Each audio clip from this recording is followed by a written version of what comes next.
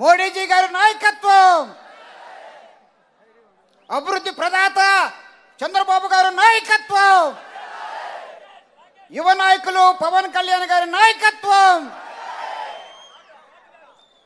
పూజనీయులు ఆంధ్ర రాష్ట్రానికి అభివృద్ధి ప్రదాత, అనుభవంతులు, ప్రజా సేవకులు, కాబోయే ముఖ్యమంత్రి వర్యులు చంద్రబాబు నాయుడు గారికి వందనాలు తెలియజేస్తూ గత 5 సంవత్సరాలుగా ఆంధ్రప్రదేశ్లో ఉన్న అవినీతి పోయి అభివృద్ధి రావాల్సిందిగా ఇప్పుడున్న వైఎస్ఆర్ పార్టీని చిత్తు కింద ఓడించి అవినీతి, అహంకారం, నియంత్రణతో కూడిన జగన్మోహన్ రెడ్డి గారిని చిత్తుగా ఓడించాలని చెప్పి నేను కోరుతున్నా.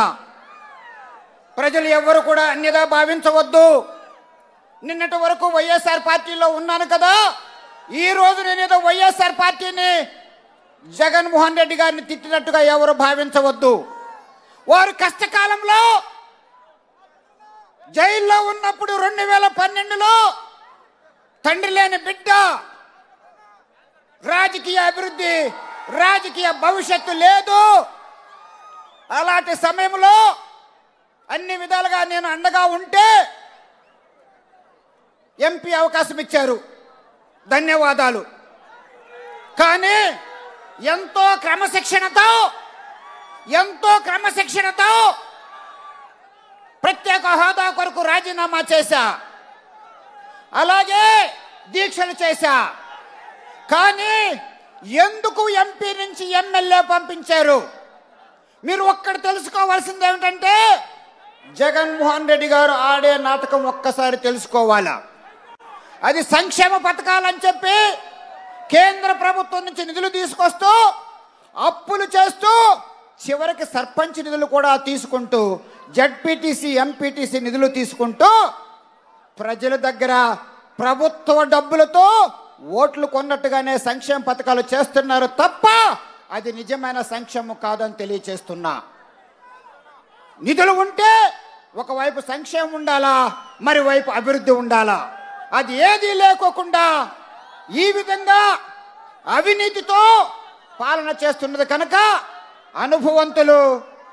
అనుభవంతులు ప్రజా సేవకులు పూజనీయులు చంద్రబాబు గారు మనందరం కలిసి వారిని మళ్ళా 2 నెలల లోపల ముఖ్యమంత్రిగా చూడాలా, 4వసారి చూడాలా. ఈ నియంత్రణం పోవాలా, అవినీతి పోవాలా, అహంకారం పోవాలా. ఆ తరువాత ఎమ్మెల్యేకి ఇచ్చిన తర్వాత ఎంతో క్రమశిక్షణగా నేను ఉంటే మళ్ళా కారణం లేకోకుండా అవకాశం ఇవ్వలేదు. ఎందుకో తెలుసా? ఒక దళితుల నాయకత్వాన్ని ప్రోత్సహించరు. వారే ఉండాలా, వారి బంధువులే ఉండాలా, వారి సామాజిక వర్గం ఉండాలా, అందరూ కూడా వారే ఉండాలా. ఈ బీసీ నాయకత్వం కానీ ఎస్సీ నాయకత్వం కానీ ఉండకూడదు. చూడండి, ఒకవైపు నా నా నా అన్నారంటే 3-4 కూడా ఆయన సొంత కులము అని చెప్పుకోవచ్చు. ఎందుకంటున్నానంటే ఆ మాట నా నా నా అన్న తర్వాతే నా బీసీలు, నా ఎస్సీలు వస్తున్నారు తప్ప ముందు నా బీసీలు, నా ఎస్సీలు రాలేదు. ఆ తర్వాత ఏ కారణం లేకోకుండా ఏ తప్పు చేయని వ్యక్తిని కేవలం నేను ప్రజల్లోకి వెళ్తున్నాను కనుక నాకు అవకాశం ఇవ్వలేదు.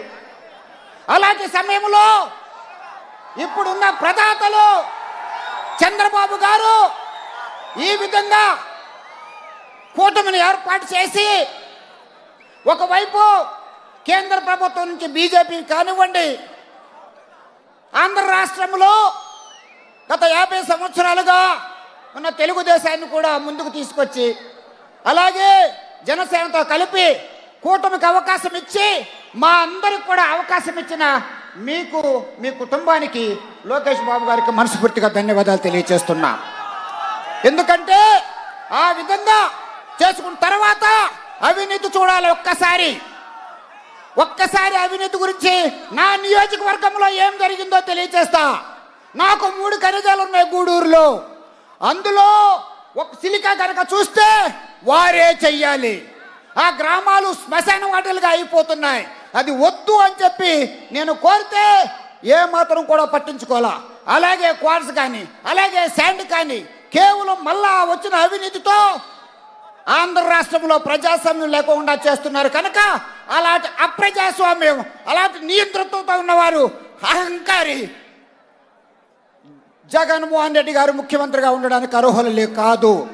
దయచేసి ప్రజలు నేను చేతులు జోడించి కోరేది ఏమిటంటే, మీరు అంత మెజారిటీ ఇచ్చినప్పుడు అది కేవలం స్వలాభాల కొరకు ఉపయోగించుకుంటున్నారు తప్ప రాష్ట్ర అభివృద్ధి కొరకు ఉపయోగించలేదు. కనుక చిత్తు కింద వైఎస్ఆర్ పార్టీని ఓడించి చంద్రబాబు గారిని ముఖ్యమంత్రి చెయ్యాలి.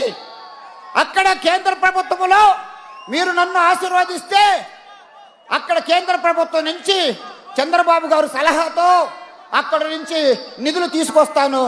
అనుభవంతుణ్ణి, సమర్థవంతుణ్ణి.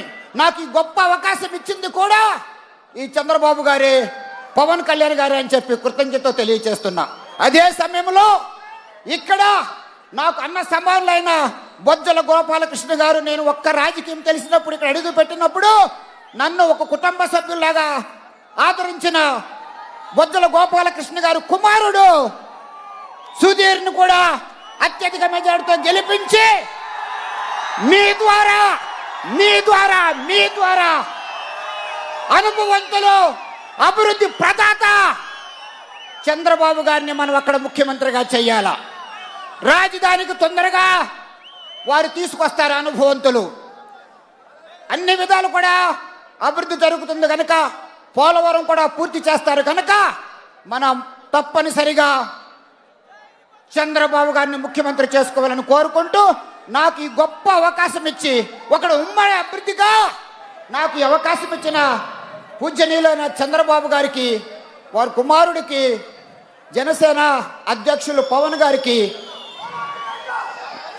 మోడీజీ గారికి ధన్యవాదాలు తెలియజేస్తూ, కేంద్ర ప్రభుత్వం ఒక ఇంజిన్, టీడీపీ రాష్ట్రంలో ఒక ఇంజిన్, డబుల్ ఇంజిన్.